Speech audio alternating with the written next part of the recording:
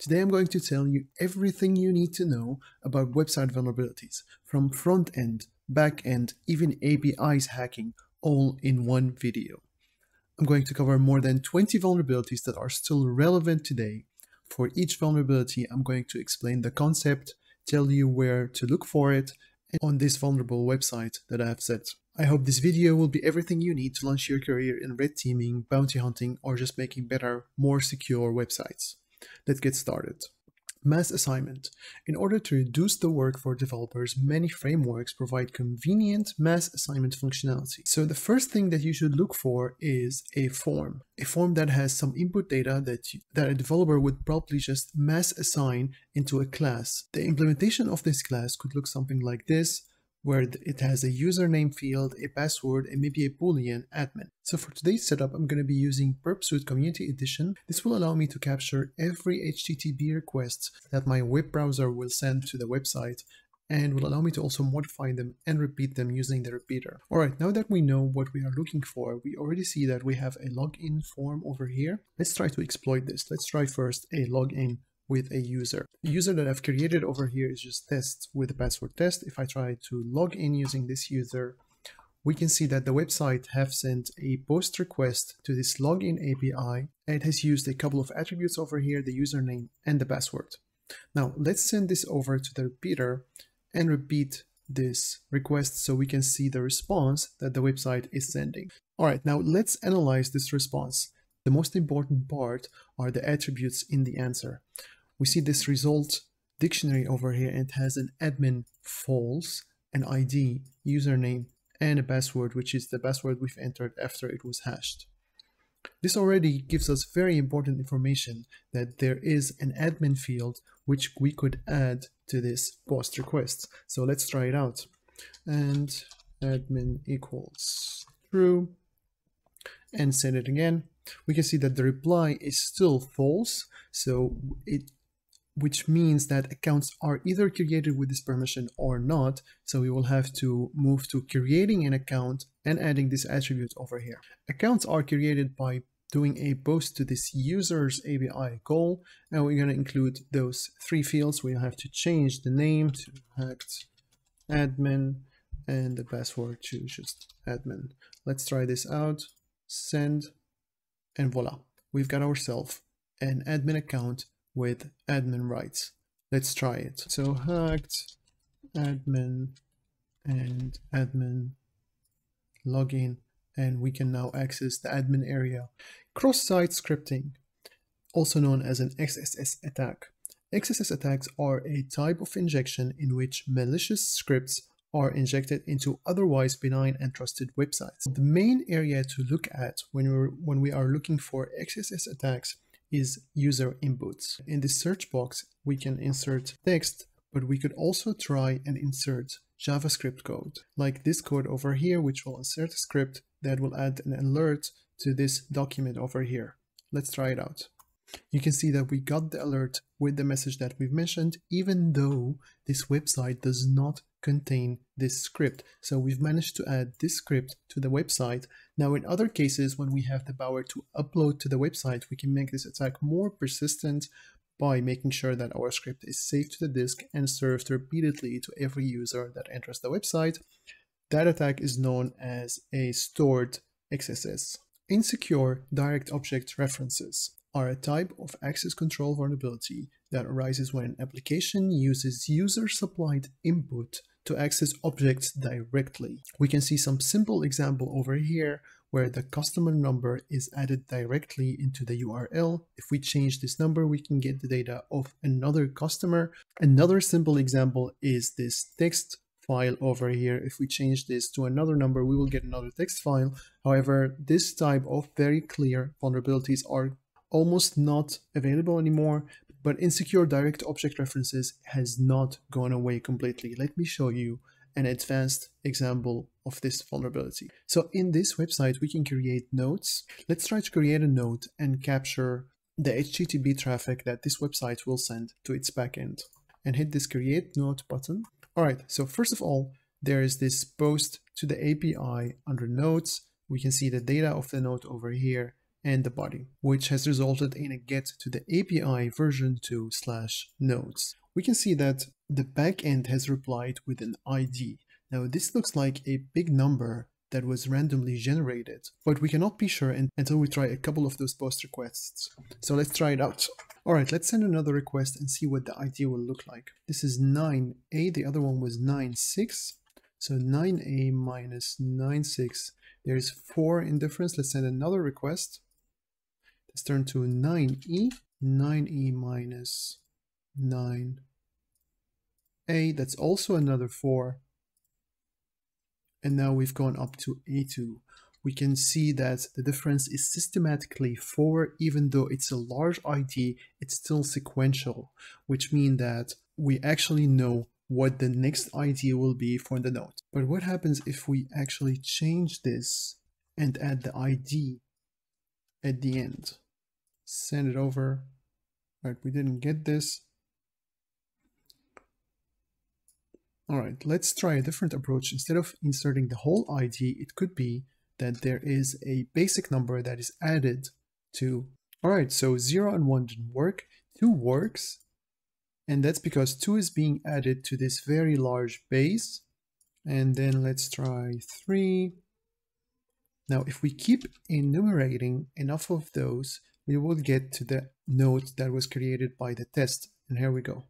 We found the user test, the body of the node, and the name. The ID is a bit higher, but it's still an ID that was simply incremented by 1, and a large base was added to it. Now, this is an advanced example of insecure direct object references to show you that this vulnerability is still out there. It's not completely gone. NoSQL Injection. NoSQL Injection is a security weakness in web application that uses a NoSQL database. Now, many people thought that those vulnerabilities were just gone when you didn't use an SQL database. However, that's not true. The form of the data that you have to insert changed, but the vulnerability still exists. You can look for those vulnerabilities in any search bar. Search bars are kind of the main target for those vulnerabilities, but also in forms like registration forms or creation forms of any types of data. For now, we're going to try it on this search where we can search for any public nodes. Let's see if we can display all the public nodes. Well, none are available, but what we can do is close this search term, insert some string, and then add a true value that will give us everything inside this database and submit.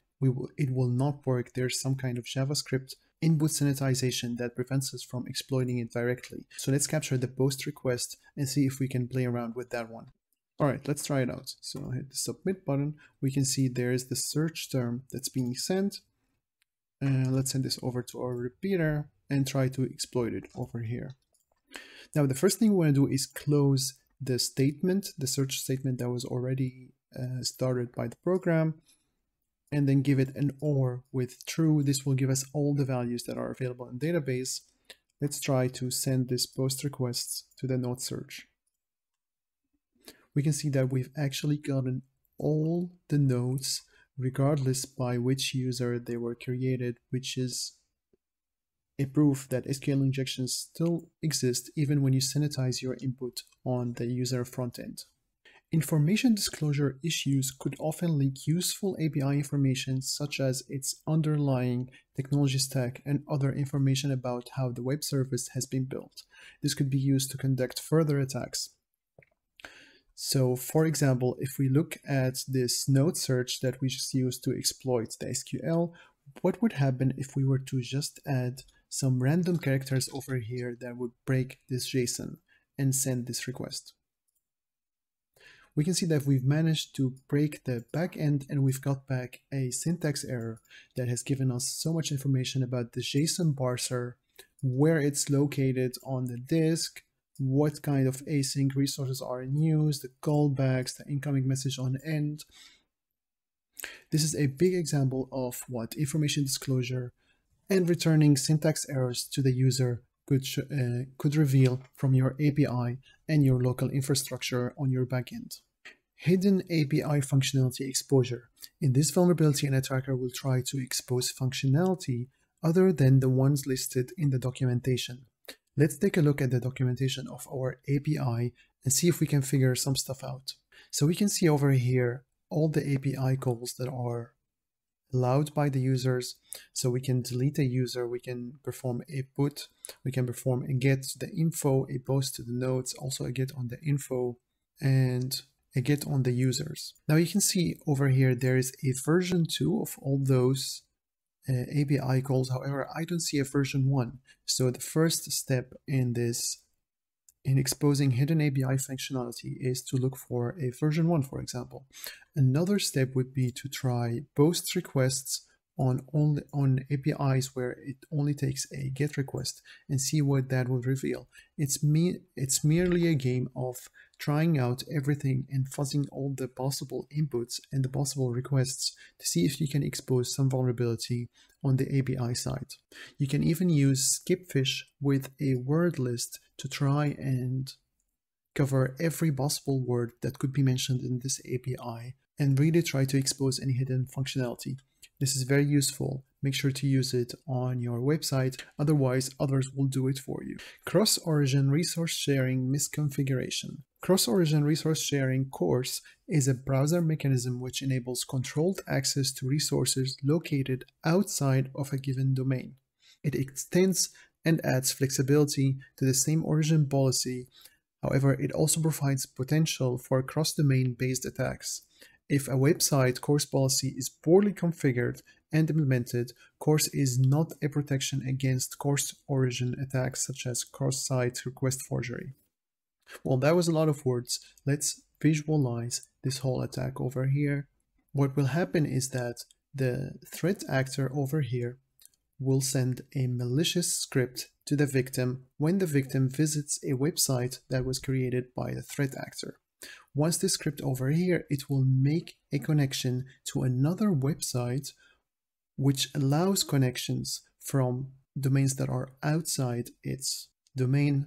Now, once the script is executed from the victim computer to make this request, it will gather all the possible information from this website, send it back to the victim, and then it will be relayed from the victim to the website. Let me show you an example of a script that will do exactly this. This is a simple HTML page that a threat actor can host on their website. It's mainly composed of one script. This script only functionality is to access this website with the credentials that are required, and then once this happens, what it will do is print those credentials. Now, this could be a bit more advanced, so instead of printing it, you can send it to an email or anything else. So let's try it out. Let's see what will happen if I access this HTML page after I log in to my website. After I log into this vulnerable website, which allows cross-origin resource sharing. We can see that this page has managed to make a request to this website because it's badly configured and retrieve my passphrase, which should not be the case. Other pages should not be able to make websites on your behalf and use credentials, so make sure that cross-origin is properly configured. SQL Injection is a web security vulnerability that allows an attacker to interfere with the queries that an application makes to its database. It generally allows an attacker to view data that they are not normally able to retrieve. This might include data belonging to other users or any other data that the application itself is able to access. In many cases, an attacker can modify or delete this data, causing persistent changes to the application's content or behavior. Now, SQL injection happens mainly because some developers use a string, append the user inserted data into this string, which means that a user can simply close this string and start a new one, allowing them to insert any query they want.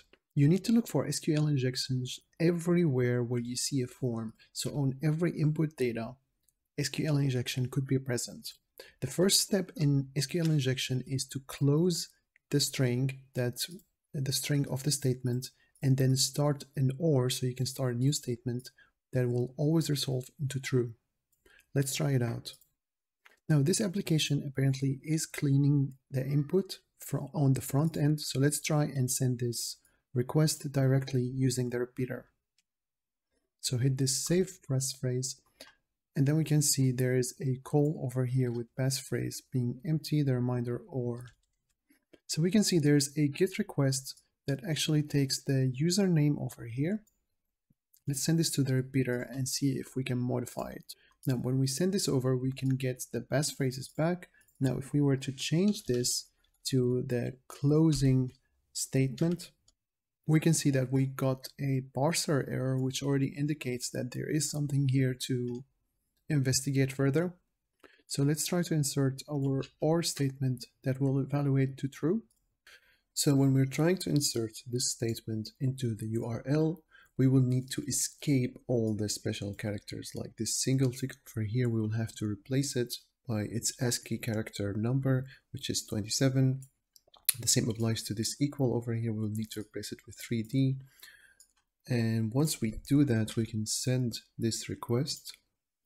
And you can see that we got in response all the passphrases that are entered into this database, regardless of which user entered them, which is basically an SQL injection. So even if it's not possible directly on the user interface, we might still be able to do it using the API calls. So XML external entity injection is a web security vulnerability that allows an attacker to interfere with an application processing of XML data. It often allows an attacker to view files on the application server file system and to interact with any backend or external systems that the application itself can access. It is common to see web services APIs support XML data coming from a user, so let's try it out. So inside the admin area, we see this search box. The moment that we search for a name, we look at the API request, we can see there is a post request going on to this API endpoints. However, we also notice that there is a SOAP messaging protocol involved over here. SOAP is a messaging protocol specification for exchanging structured information in the implementation of web services. We can see that there is a request to find this username. It's undefined because I didn't supply a username. Now what we are going to try to do is to inject some exploitation code into this XML request. So I'm going to send it over to the repeater, and now let's modify it. So what I did is add this doc type root. I've added this entity called exploit, which will basically list all the passwords in the system by accessing the passwords file. And instead of calling user, I'm now calling my exploit that I've defined over here. Let's try it out. We can see that the SOAP environment was actually vulnerable. It allowed requests that originated outside its scope. That's why we've managed to see all the passwords on this web server. Now you can modify this to do other stuff. You can even have multiple exploits over here. As long as the SOAP server allows this kind of requests, you can see everything on this web server. Command injection is an attack in which the goal is execution of arbitrary commands on the host operating system via a vulnerable application. Command injection attacks are possible when an application passes unsafe user-supplied data to a system shell. Now remember that in this attack, the attacker-supplied operations will be executed with the privilege of the vulnerable application. This attack is not the same as code injection. In code injection, the attacker will supply the code that they want to execute, but in this case, they only supply the command. When we are looking for command injection, we are looking for something that's giving us information about this system over here. Now, remember when we went to the admin area, we saw this system information being sent back to us, which indicates that a shell command was actually executed to retrieve all those system information. Let's see if we can find out this shell command in the request when we are trying to access this web page. So I'm going to go back one page, and then I'm going to click on this and see which kind of APIs calls we are going to intercept. All right, so the first one, get admin, nothing much here. Get receiver, that's all right. And then check for the admin. And afterwards, immediately you see this sysinfo/uname. If you're not familiar with uname, it's simply a shell command that gives you information about the system, exactly like the ones we are seeing over here in the browser. Let's send this request to the repeater and try to modify it and see if we can actually get other commands using it. And voila, when we change this command to ls instead of uname, we've got all the files that are actually going on. We might even be able to change the currently working directory by using cd, or just simply cat all the etc/passwords. Yeah, now we got a bad request. Yeah, I think we need to play around with the spaces or something. Or maybe the server just went down because we tried to access something that was completely out of scope. All right, but super awesome. Now we've got command injection. We can try everything we want and be creative using this vulnerability. XPATH injection attacks occurs when a website uses user-supplied information to construct an XPath query for XML data. By sending intentionally malformed information into the website, an attacker can find out how the XML data is structured or access data that they may not normally have access to. They may even be able to elevate their privilege on the website of the XML data is being used for authentication. Well, where can we find such an attack? An XPath injection. Now let's check it out. Let's try some of the URLs again. I'm going to try the login again. You can see there's this post to the login. All right, so let's start our investigation all the way from the login screen. Let's log in. So the first one is the a post to the login, then a get to the home. But then we see this one, there's a get to API v2 release 0.0.1. Now, could this be a path to a file, specifically 0.01? Let's try it out. Let's see what happens if we just send this one. Not modified. All right. What about 2? Interesting. We're getting some other kind of information. All right, so the configuration for such an XML file could look something like this. It's very similar to what we see in databases. So we can actually inject something like 0.01, close it, and then an or11 or a something to fetch all the details inside this config XML. So let's try this out. So we're back to 1. Let's close the statement, send it over. Yes, amazing. We've already got this invalid expression. This shows us that there is some misconfiguration to abuse. All right, so remember that we need to escape those characters. So we're going to go for 27, then an or, and then a 1, and the equal was, yeah, but we need a space between the 1 and the or. All right, so the first payload wasn't enough. I had to add the a equals a, so we can include everything. Now let's take this string and put it into our query and send it. And look at this, we've managed to see all the XML information that we can find. We've actually seen the users that are actually available, the databases, even the database password. So we've actually seen all the configuration that was configured using XML, which is pretty awesome. Open redirect. Open redirections vulnerabilities arise when an application incorporates user controllable data into the target of a redirection in an unsafe way. Now, an attacker can construct a URL within this application that causes a redirection to an arbitrary external domain. This behavior can be the beginning of a phishing attack against users of this application. So what do we need to look for? We need to look for URLs on this website that are being used inside the requests as if they do not know on which domain they are. So for example, when we hit this log out button, we can see that our get is going to log out, but afterwards it has the whole URL of the website, which raises the question, can I change this URL to something else and then redirect the user from the home page that they will normally get to another website of my choosing? So when I hit this forward, I allow it to go in, it just basically goes back to the home page. So let's try to play around with this request. Let's change this, for example, to google.com and send it over. And you can see that it is now redirecting us to google.com instead of the homepage of the website. So all you need to do was find a complete URL that's being used in one of the API calls and see if you can redirect the user. Now, this will be the main stepping stone for a phishing attack, where you make the user think that the original website they were visiting have actually redirected them to this URL and not you. So instead of Google, this could be a malicious website that an attacker has set So make sure that you check every URL that you're accessing.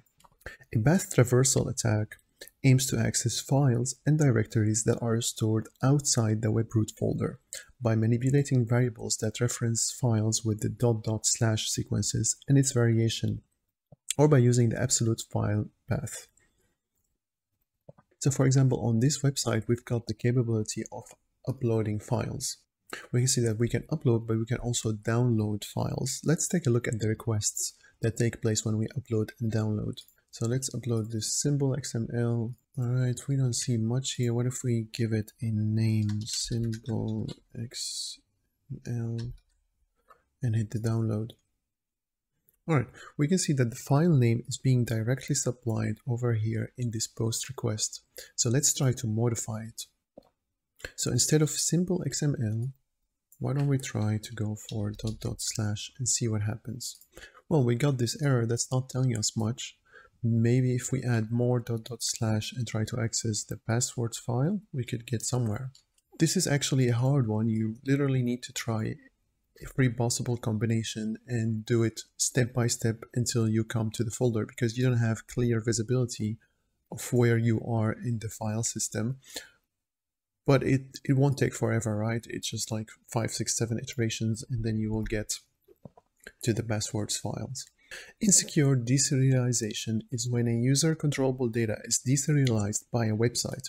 This potentially enables an attacker to manipulate serialized objects in order to pass harmful data into the application code.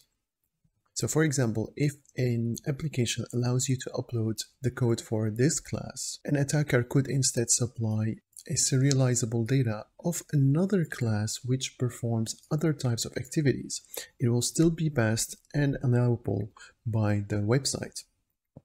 But this will require that the attacker actually has knowledge of the inner systems and the applications and the classes. So it's a very advanced one. The code has to be leaked, but once it's done, an attacker will actually be able to find a class that is exploitable and upload it instead of the original class that the website was expecting at this point. Now there is an RBC point on this website that we can exploit. However, it really case dependent, so I would say try it out yourself. Now we've talked before about finding hidden API functionality, but the other thing that you could look for is sensitive information exposure. So for example, if we do a GET request on this v2 users, let's see what we can find using it. So for example, when we make this GET request to the users API, we can see that the API is leaking information about the user's passwords immediately. The most important part is that now we know the hash of each password for each user, which means we can already do a brute force attack and try to figure out what was the original password before it was hashed. This is an example of sensitive data exposure that should not happen in any case. Now those last 3 attacks are about GraphQL.